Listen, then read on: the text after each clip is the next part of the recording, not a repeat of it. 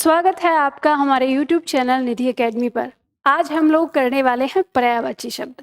पर्यायवाची में आज हम करेंगे सेट नंबर 4। तो इससे पहले हम 3 सेट कर चुके हैं। तो सबसे पहले हम देखेंगे यहाँ पे पहला शब्द है हमारा राक्षस। राक्षस शब्द का पर्यायवाची देखेंगे तो यहाँ पे शब्द है हमारा असुर। असुर शब्द हमारा किससे बना है? अगर हम यहाँ ध्यान से देखते हैं तो ये शब्द बना है हमारा अ प्लस सुर से, यानी सुर शब्द में हमने क्या जोड़ा है? अ उपसर्ग लगाया है, उससे बना है। सुर माने देवता, अ माने नहीं, जो देवता नहीं है, अर्थात देवता का उल्टा हो जाएगा। तो देवता का उल्टा असुर हो जाता है, यानी राक्षस। आगे शब्द है दनुज। दनुज को याद रखना है। देखो ये शब्द बना है दनु प्लस ज से, ज प्रत्यय इसमें लगा हुआ है। तो दनु राक्षसों की माता का नाम है। ऋषि कश्यप की पत्नी जो दनु थी, जिनसे जो संतान उत्पन्न हुई, वो राक्षस कहलाई। ठीक है, तो यहाँ पे जो दनु है ये इनकी माता का नाम है। तो दनु से जन्मा, तो दनु से जन्मा दनुज, तो राक्षस का पर्यायवाची हो गया। ठीक है, उसी से बना है शब्द दानव। दानव भी बना है दनु शब्द में प्रत्यय लगा है अ। ठीक है, अप्रत्यय लगने से दनु शब्द बना है दानव। अब ये कैसे बना है? तो आपको पता है कि प्रत्यय का जो नियम है हमारा, वो कहता है कि अगर अप्रत्यय हमारा लगता है किसी शब्द में, तो अंतिम अक्षर अगर उ होता है तो ये उ को हटाकर स्वयं किस में बदल जाता है? अव में बदल जाता है। तो जब ये अव में बदल जाएगा तो यहाँ पर जो न है, न के साथ ये अ जुड़ जाता है, तो ये नव बन जाता है, और द के साथ जो अ है वो दीर्घ हो जाता है, तो आ बन जाता है। अब ये किस तरह से हुआ है? तो आप में से जो छात्र प्रत्यय सीख चुके हैं, जिन्हें प्रत्यय लगाना आता है, तो उन्हें तो समझ में आ गया होगा कैसे बना हुआ है। और अगर मान लो आप में से किसी छात्र को प्रत्यय लगाना नहीं आता है, तो मैंने आपको कहा ही है कि आप मुझे कमेंट में बता दीजिए कि मैम हमें नहीं आता है, तो मैं आप लोगों को प्रत्यय की क्लास भी करवा दूंगी। प्रत्यय लगाना कैसे होता है ये मैं आपको सिखा दूंगी। ठीक है, चलिए अब उसी में देखते हैं। आगे शब्द है हमारा दैत्य। तो दैत्य शब्द भी बना है दनु का दूसरा नाम है दिति, यानी इनका दूसरा नाम है। तो दिति की संतान, इसमें क्या लगा है? यह प्रत्यय लगा है, उससे ये शब्द बना है दैत्य। तो अब ये प्रत्यय जो है, अगर आपको नहीं आता है तो मैं आप लोगों को प्रत्यय की एक क्लास करवा ही दूंगी, जिससे मैं आपको प्रत्यय लगाना मैं सिखा दूं। तो यहाँ पे अब आपको समझ में आता है कि राक्षस का जो पर्यायवाची हम देख रहे हैं, तो यहाँ पे दनुज, दानव और दैत्य, ये तीनों शब्द इनकी माता के नाम से इनके नाम बने हैं। ठीक है, तो उससे बने हैं राक्षस शब्द। फिर आता है शब्द है सुरारी। अब सुरारी शब्द में हम देखेंगे तो ये शब्द भी हमारा किससे मिलकर बना है? तो देखो, सुर शब्द में हमने क्या जोड़ा है? अरि जोड़ा है। अरि माने होता है शत्रु, सुर माने देवता, तो जो देवता का शत्रु है, तो इसमें संधि हो गई है। ठीक है, यहाँ पे आपकी परीक्षा में कई बार संधि भी पूछ ली जाती है। तो इसमें इसका अ और इसका अ मिलकर क्या बनाएगा? आ बनाएगा, दीर्घ संधि हो जाएगी, तो शब्द बन गया सुरारी। तो राक्षस का पर्यायवाची हो गया। उसी से अगला शब्द है अमरारी। अमरारी शब्द में भी हम देखते हैं, अमर शब्द में हमने क्या जोड़ा है? अरि जोड़ा है। ठीक है, तो अमर माने देवता, देवता का पर्यायवाची हम देख चुके हैं। तो देवता के पर्यायवाची हमने अरि जोड़ दिया, यानी शत्रु। अरे माने शत्रु, तो जो देवता का शत्रु है, इसमें भी दीर्घ संधि हो गई, अमरारी। तो हमें पता चला सुरारी और अमरारी ये राक्षस के पर्यायवाची हो गए। शब्द है यातुधान, इसे याद रख लीजिए। यातुधान राक्षस का पर्यायवाची शब्द है। अब निशाचर, रात्रिचर, रजनीचर, तमीचर। अब ये जो नाम बने हैं, ये किस में बने हैं? रात का पर्यायवाची अगर हम उसके साथ चर जोड़ देते हैं, ठीक है, क्या जोड़ देते हैं? चर, तो वो हमारा राक्षस का पर्यायवाची बन जाता है। निशा यानी रात में चरने वाला, रात्रि में चरने वाला, रजनी यानी रात में चरने वाला, तमी यानी रात में चरने वाला। तो यहाँ पे चरने वाला से मतलब आचरण करने वाला, घूमना फिरना, जो अपने खाने पीने के लिए रात में निकलते हैं, तो वो क्या है? राक्षस हैं। अब ये सोच लेना, रात में कौन खाता पीता घूमता है? अब जो दिन में सोता है, ठीक है, तो और रात में जगता है, रात में अपना काम करता है, आचरण करता है, वही ही राक्षस है, तो राक्षस का पर्यायवाची। अब इसमें ध्यान दीजिएगा, जैसे रात में हमने चर जोड़ा है, अभी रात में अगर हम कर जोड़ देते हैं तो ये किसका बन जाता है, चंद्रमा का पर्यायवाची बन जाता है। ठीक है, फिर चंद्रमा का पर्यायवाची हो जाता है रात्रि कर। ठीक है, जैसे निशाकर, निशाकर, रात्रि कर, इस तरह से। तो दोनों में अंतर होता है, बड़ा कंफ्यूज करता है चर और कर। ठीक है, तो याद रखना। आगे देखेंगे, आगे शब्द आता है हमारा सूर्य। तो सूर्य का पर्यायवाची अब हम यहाँ पर देखेंगे। तो सूर्य का पर्यायवाची में शब्द है हमारा अंशुमान। तो अंशुमान किससे बना है, तो देखो ये बना है, अंशु शब्द है, अंशु का मतलब होता है किरण। ठीक है, और मान, तो किरण, अमान मतलब युक्त, जो किरण से युक्त है। तो सूर्य क्या है, सूर्य किरण से युक्त है, प्रकाश से। ठीक है, तो इसलिए नाम हो गया अंशुमान। तो याद रखना, अंशु जो किरण से युक्त है। फिर आता है शब्द अंशुमाली। तो यहाँ पे भी फिर कि किरण की, माली मतलब एक तरह से माला से है, जिसके पास किरण की माला है, तो उस तरह से अंशुमाली नाम बन जाता है। तो किरण की माला, प्रकाश की माला सूर्य के पास है, तो अंशुमान, अंशुमाली। ठीक है, शब्द आता है सविता। सविता सूर्य का पर्यायवाची, याद रखना है आपको। ठीक है, शब्द है आदित्य। आदित्य शब्द बना है, ये अदिति से बना है, अदिति। अब यहाँ पे जो सूर्य हैं उनकी माता का नाम है। ठीक है, तो अदिति में यह प्रत्यय जोड़कर बना है। अब यह प्रत्यय जोड़ना जब मैं आपको सिखा दूंगी तो आपको पता चल जाएगा कि किस तरह से बना है। तो अदिति से बना है। अब शब्द है पतंग। पतंग शब्द आपकी परीक्षा में काफी आता है। अब ये नहीं सोचना है कि जो हम पतंग उड़ाते हैं उस पतंग का नाम सूर्य का कैसे हो गया। सूर्य के नाम पर उस वस्तु का नाम, उस खिलौने का नाम पतंग पड़ा है, ये बात याद रखिएगा। ठीक है, हम सूर्य को पतंग कहते हैं। तो जो आकाश में हमें गोला सा चमकता रहता है, तो जब पतंग ऊपर उड़ने जाती है वहां से ऐसे चमकती है, तो लोगों ने उसका नाम पतंग रख दिया। ठीक है, तो सूर्य का नाम है पतंग। आगे शब्द है भास्कर। भास्कर शब्द हमारा किससे बना है, तो ये बना है हमारा भा प्लस कर से। तो विसर्ग संधि होती है, विसर्ग का मेल जब क से होता है तो ये दंत स में बदल जाता है, भास्कर। इस भा का मतलब होता है प्रकाश। ठीक है, प्रकाश को कहते हैं। तो जो प्रकाश को करने वाला है, तो प्रकाश को करने वाला सूर्य है, तो भास्कर हो जाएगा। आगे शब्द है भानु। भानु सूर्य का पर्यायवाची हो गया, याद रखना है। फिर शब्द आता है हंस। हंस सूर्य का पर्यायवाची है, याद रखना। ठीक है, महत्वपूर्ण है ये शब्द, परीक्षा में आते हैं। मार्तंड। मार्तंड भी सूर्य का पर्यायवाची है। अब ये शब्द किस तरह से बना है, तो मार्त माने होता है मृत, और से अंड शब्द से बना है। अंड यानी अंडा, कि जो मृत अंडे से उत्पन्न हुआ है। तो अब ये पुराणों में नाम दिया गया है सूर्य को, कि सूर्य का जो जन्म है वो मृत अंडे, मृत गोले से हुआ है, उसमें फिर वो जलने लगा तो उससे सूर्य बन गया। तो अब जो भी कहानी है जिससे भी होगा, पर आपको याद रखना है कि मार्तंड जो शब्द है वो सूर्य का पर्यायवाची है।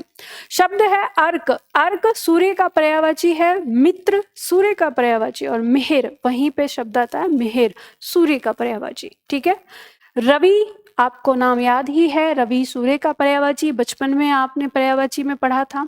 अब शब्द आता है सप्ताश्व। सप्ताश्व शब्द बना है सप्त प्लस अश्व से। ठीक है, सप्त प्लस अश्व।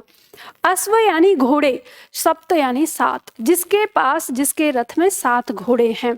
और देखो ये चीज ध्यान देना कि जो हमारे, अगर हम सूर्य भगवान के फोटो बनाते हैं, उनके घोड़े बनाते हैं, तो 7 रंग के घोड़े बनाए जाते हैं। वही 7 रंग जो प्रकाश में, विज्ञान में हमें 7 रंग दिखाए जाते हैं। ठीक है, उनके घोड़ों का वो रंग दिया जाता है। तो आप इसे ये भी देख सकते हैं कि जैसे हम अपने सनातन धर्म की बात करते हैं, तो आज के लोग सनातन धर्म का मजाक उड़ाते हैं, लेकिन अगर उसे आप ध्यान से समझेंगे, गौर से समझेंगे, तो आप ये देखेंगे कि ये सारी किस्से कहानियों के पीछे छिपी हुई एक विज्ञान है। जैसे आजकल आप एआई में हर एक चीज को एआई के थ्रू मानवीकरण कर दे रहे हैं। आजकल सब्जियों का मानवीकरण हो रहा है, मिठाइयों का मानवीकरण हो रहा है, उस तरह से।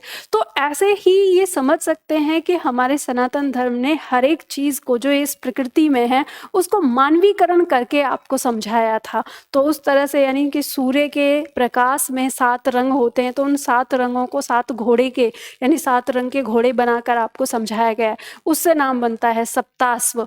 आगे शब्द है सूरज, ये तो आप जानते ही हो सूर्य का पर्यायवाची है। शब्द है कालिंद, इसे भी याद रखना है, कालिंद सूर्य का पर्यायवाची है।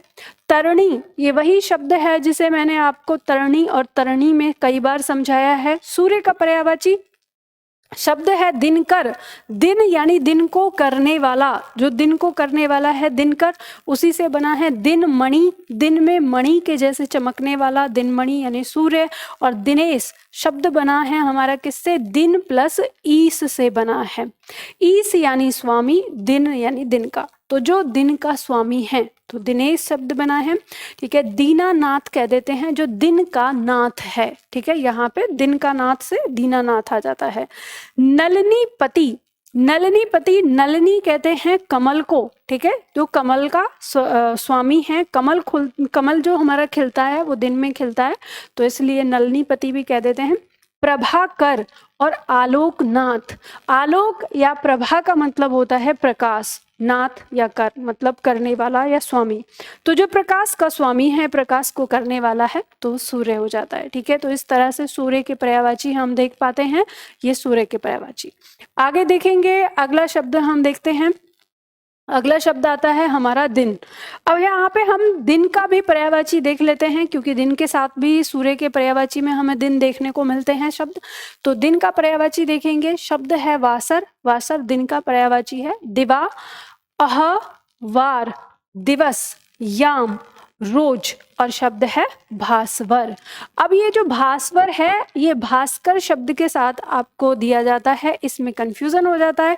तो हम देखते हैं कि जो शब्द है हमारा भास्वर, भास्कर, ठीक है, ये किसका है, सूर्य का पर्यायवाची है भास्कर, और भास्वर ये हमारा दिन का पर्यायवाची है। तो दोनों ही शब्द कैसे बनते हैं, ये शब्द बनता है हमारा भा प्लस वर से, वर का मतलब होता है मय होना यानी युक्त होना। ठीक है, और ये शब्द हमारा बन रहा है किससे, भा प्लस कर से। तो भा मतलब प्रकाश, तो जो प्रकाश को करने वाला है तो सूर्य हो गया, और जो प्रकाशमय है यानी प्रकाश से युक्त है, प्रकाश से भरा हुआ है, तो वो हो गया दिन। ठीक है, याद रहेगा दोनों का, तो इस तरह से याद रखना है, कर और वर से। कर मतलब करने वाला अर्थात सूर्य, और वर यानी मय युक्त, जो दिन से प्रकाश से युक्त है, तो दिन प्रकाश से भरा हुआ होता है, इसलिए दिन कहते हैं उसे। ठीक है, तो ये दिन के पर्यायवाची हो जाएंगे। आगे हम देखेंगे, अगला हम देखते हैं, शब्द है हमारा यमुना। यमुना का पर्यायवाची हम देखेंगे, तो यमुना का पर्यायवाची है सूर्यजा। अब ध्यान दीजिएगा, देखो यमुना का पर्यायवाची याद करने के लिए आपको सूर्य के पर्यायवाची याद करने जरूरी है। अगर आप सूर्य के पर्यायवाची याद कर लेते हैं तो यमुना का पर्यायवाची आसानी से याद हो जाता है। महत्वपूर्ण है, परीक्षा में बहुत बार आता है। तो देखो सूर्य के पर्यायवाची में अगर हम पुत्री का पर्यायवाची जोड़ देते हैं तो यमुना का पर्यायवाची बन जाता है सूर्य जा, सूर्य की पुत्री। भानु जा, भानु यानी सूर्य की पुत्री। सूर्य तन्या, तन्या यानी पुत्री, तो सूर्य की पुत्री। और सूर्य पुत्री ये यमुना के लिए आ गया। ठीक है, तो सूर्य जा, भानु जा, सूर्य तन्या या सूर्य पुत्री। और कालिंद जा, कालिंद सूर्य का पर्यायवाची हमने अभी देखा। ठीक है, जा माने पुत्री। ठीक है, उसी से बना कालिंदी। अब इसमें ई लगा देते हैं, तो कई बार पिता के नाम में अगर जा लगा दें या ई लगा दें तो भी पुत्री का नाम बन जाता है। ठीक है, तो इसी तरह से कालिंद से कालिंदी बना है। हंस सुता, हंस सूर्य का पर्यायवाची है, सुता यानी पुत्री। रवि सुता, रवि सूर्य का पर्यायवाची, सुता यानी पुत्री। अर्क जा, अर्क सूर्य का पर्यायवाची अभी हमने देखा, तो अर्क जा, तो ये यमुना का पर्यायवाची बन गया। यमी, यमी इनके बचपन का नाम है। ठीक है, तो यमुना का जो बचपन का नाम है वो है यमी। और आगे शब्द आता है यमानुजा। ये जो शब्द बना है तो ये बना है यम प्लस अनुजा से। अनुजा कहते हैं छोटी बहन को। ठीक है, यम यानी यमराज की अनुजा, यमराज की छोटी बहन। ठीक है, काल गंगा, काल गंगा कहा जाता है यमुना को। ठीक है, याद रखना है। गंगा से काल गंगा जब शब्द बनेगा तो यमुना का पर्यायवाची होगा। अक्र, अक्र यमुना का पर्यायवाची है, इसे याद रखना है अलग से। यम भगिनी, यम यानी यमराज, भगिनी यानी बहन, ठीक है, संस्कृत में भगिनी बहन को कहते हैं, तो यम भगिनी यमराज की बहन, ठीक है। जमुना, यमुना का तद्भव रूप बन गया है, यमुना तत्सम रूप और जमुना तद्भव रूप, ठीक है। और फिर शब्द आता है कृष्णा, तो कृष्णा यानी यमुना का जो जल है वो सावले रंग का है, तो सावले रंग का जल होने के कारण इनका नाम कृष्णा भी है, ठीक है। तो संस्कृत में कृष्ण जो कहते हैं वो सावला रंग के लिए कहा गया है, काले रंग के लिए कहा गया। इसी तरह से कृष्ण काले थे तो उनको कृष्ण कहा गया, ठीक है। ऐसे ही अगर स्त्रीलिंग में कोई सावले रंग का है, जैसे द्रौपदी का सावले रंग की है तो उनका भी नाम कृष्णा है, ठीक है। इसी तरह से यमुना का जो जल है वो सावले रंग का है तो उन्हें भी कृष्णा कहा जाता है, ठीक। चलिए आगे देखेंगे, आगे शब्द है पुत्री। अब हम पुत्री का पर्यायवाची भी देख लेते हैं यहाँ पे, ये भी महत्वपूर्ण है। जैसे शब्द है अंगजा, ध्यान देना, अंगजा, अंग यानी शरीर से जो उत्पन्न हुई है, जा का मतलब एक तरह से पुत्री से भी होता है उत्पन्न होना, तो जो अंग से उत्पन्न हुई है अंगजा पुत्री। आत्मज, ठीक है, सॉरी आत्मजा, आत्मज तो पुत्र का पर्यायवाची हो जाएगा। आत्मजा तो आत्म जो आत्मा से उत्पन्न हुई है, अब जब बच्चा पैदा होता है एक तरह से आप उसे अंग से उत्पन्न होना कहें या आत्मा से कि अपने अंदर से उत्पन्न हुआ है, तो उसी से दोनों नाम बनते हैं। ध्यान देना यहीं पे अंगजा से अगर हम अंगज करते हैं तो पुत्र का पर्यायवाची हो जाता है, वहीं पे आत्मजा से आत्मज कर देते हैं तो पुत्र का पर्यायवाची हो जाता है। तो इस तरह से याद रखना है, शब्दों को ना एक दूसरे से रिलेट करके याद हो जाते हैं। कन्या पुत्री के लिए आ जाएगा, कुमारी पुत्री के लिए आ जाएगा तन्या। देखो फिर से तन्या यानी तन से बनी, ठीक है, तो तन्या और वहीं पे तन्य जब शब्द आ जाएगा पुत्र का पर्यायवाची बन जाएगा, ठीक है। तनुजा, तनु तन से, फिर से वही आ रहा है, तन से जन्मी तो तनुजा और वहीं पे तनुज जो शब्द आ जाएगा पुत्र का पर्यायवाची आ जाएगा। तो इस तरह से आप याद रख सकते हैं। तो तनुजा ये पुत्री के लिए आ गया। शब्द है दुहिता, दुहिता बेटी के लिए, ठीक है, पुत्री के लिए पर्यायवाची। फिर बेटी और लड़की और सुता ये पुत्री के पर्यायवाची हो गए, ठीक है। तो इस तरह से पुत्री के पर्यायवाची आप याद कर देते हैं। अगला पर्यायवाची देखते हैं हम, यहाँ पे शब्द आता है हमारा बलराम। बलराम का पर्यायवाची हम देखेंगे तो बलदाऊ, बलदेव, और यहाँ पे देखो याद रखना है बलराम, बल शब्द से जो हमें देखने को मिलेगा वो बलराम का हो जाएगा। तो बलदाऊ, बलदेव ये बलराम के पर्यायवाची हो गए। फिर दिया है रेवती रमण, रेवती इनकी पत्नी का नाम है, तो रमण यानी सुंदर लगना, मन को भाना, तो जो रेवती को सुंदर लगते हैं या रेवती के मन को भाते हैं अर्थात उनके पति हो गए, ठीक है। तो रमण जो शब्द है एक तरह से पति के लिए भी आ जाता है। तो रेवती रमण यानी रेवती के पति। रोहिणी नंदन, रोहिणी इनकी माता का नाम है, तो जो रोहिणी के नंदन है, तो अगर रोहिणी के पर्यायवाची में पुत्र का पर्यायवाची देखने को मिलेगा जो भी अगर, तो वो हमारे क्या हो जाएंगे बलराम के। अगर मान लो नंदन की जगह अगर सुत आ जाए, रोहिणी सुत, तो भी बलराम का पर्यायवाची आ जाएगा। तो याद रखना है इनको, ठीक है। आगे शब्द है संकर्षण, संकर्षण बलराम का पर्यायवाची है। ध्यान रखना संकर्षण एक तरह की विधि होती है कि जिस विधि में एक गर्भ से भ्रूण को निकालकर दूसरे गर्भ में प्रतिस्थापित किया जाता है, उस प्रक्रिया को संस्कृत में संकर्षण कहते हैं, ठीक है।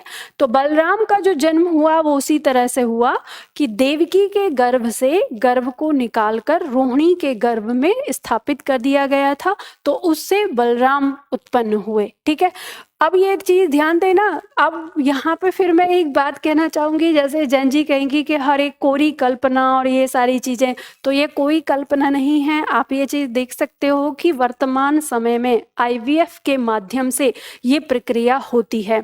हाँ, वहाँ पे क्या अंतर है, तो IVF में जो भ्रूण बनाया जाता है वो लैब में बनाया जाता है और उस भ्रूण को स्त्री के गर्भ में प्रतिस्थापित कर दिया जाता है और फिर 9 महीने बाद बच्चा जन्म ले लेता है।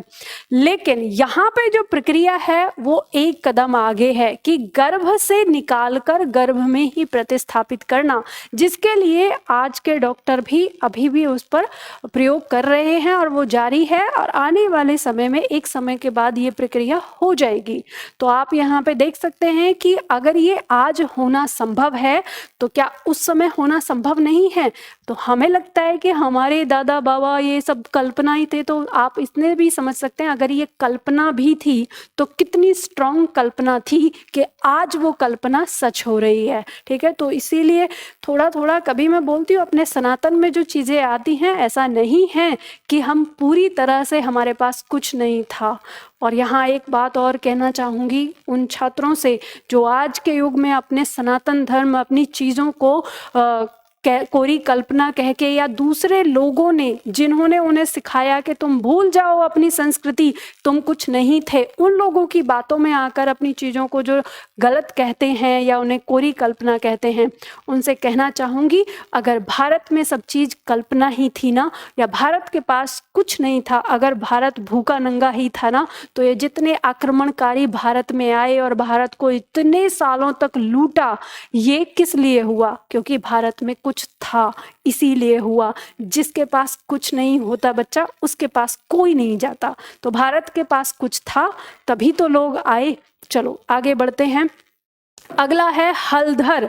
हलधर कहते हैं क्योंकि इनके पास जो अस्त्र था, इनका जो शस्त्र था वो हल था। तो हल को धारण करने वाला हलधर बलराम का पर्यायवाची, और उसके साथ साथ हलधर बैल का भी पर्यायवाची आता है, याद रखिएगा। ठीक है, बलराम और बैल दोनों के लिए आता है। उसी तरह से शब्द है हली, ये भी बना है किससे? हल धारण करने से ही, और बैल का भी पर्यायवाची हली हो जाता है। ठीक है, हलवाहा, हल को धारण करने वाला, उसी से बना है बलराम का पर्यायवाची, और साथ ही साथ बैल का पर्यायवाची भी हो जाता है। ये बात ध्यान दीजिएगा। ठीक है, बलभद्र, जिसके अंदर बल है। ठीक है, बलराम से, वही बल शब्द से बना है, तो बलराम का पर्यायवाची है। शेषनाग, शेषनाग का जो अवतार माने जाते हैं, शेषनाग इसलिए कहा जाता है एक कुंडल। ठीक है, नाम याद रख लीजिएगा। दाऊ और दादा, भगवान श्री कृष्ण अपने बड़े भाई को दाऊ और दादा के नाम से पुकारते थे, बोलते थे, तो इसलिए बलराम का पर्यायवाची हो जाता है दाऊ और दादा। ठीक है, लक्ष्मण, पूर्व जन्म में लक्ष्मण इनका अवतार यानी लक्ष्मण के रूप में अवतार लिया हुआ था, फिर अगले जन्म में इन्होंने बलराम के रूप में अवतार लिया, तो इसलिए लक्ष्मण का बलराम दोनों ही पर्यायवाची आ जाता है। शब्द है अहीस। अहीस शब्द बना है हमारा अही प्लस ईस से। तो जो अही शब्द है, अही का मतलब होता है सर्प। ठीक है, अही प्लस ईस से बना है, संधि है इसमें, दीर्घ संधि, अहीस। तो जो सर्प का ईस है यानी सर्पों का स्वामी है, अहीस बलराम। सर्पराज, सर्पों का राजा, इस तरह से बलराम का पर्यायवाची हो जाता है। तो यहाँ पे हमने पर्यायवाची देखे। देखो इतने सारे शब्द हैं, आप यहाँ मैं आप लोगों को पर्यायवाची उस ढंग से बताती हूँ कि एक बार अगर आपने उसको ध्यान में रखा, जो कहानी मैं आपको बताती हूँ उन कहानियों को दिमाग में रखते हुए, उन पॉइंटों को दिमाग में रखते हुए आपको वो पर्यायवाची एक बार में ही याद हो जाएंगे, फिर आपको बार बार भटकने की ज़रूरत नहीं होती है। तो इसीलिए मैं थोड़ा समय लेती हूँ, और इसी कारण से मैंने अब शब्दावली की ये जो सीरीज है ये शुरू की है, और इसे मैं YouTube पर भी दे रही हूँ। इसीलिए दे रही हूँ कि आप सभी लोग उनको याद करें, क्योंकि शब्दावली को लेकर हमारे छात्रों में बहुत ज़्यादा कन्फ्यूज़न हुआ रहता है कि मैम शब्दावली समझ में नहीं आती है, होती नहीं है। तो जिन शब्दों को आप रटने की बजाय समझकर याद कर सकते हैं, उन चीज़ों को मैं यहाँ पर लेकर आ रही हूँ कि कम से कम उन चीज़ों को तो आप समझ सकते हैं और समझ के उन्हें याद कर सकते हैं। ठीक है, तो इसी तरह से याद करते रहिए। और यहाँ पर जितने भी पर्यायवाची के मैं टुकड़े करवाती हूँ और आपको बताती हूँ कि यह संधि से बना है, ये प्रत्यय से बना है, या ये उपसर्ग से बना है, तो उन्हें रफ कॉपी पर लिखकर एक बार बनाकर देख लिया करिए।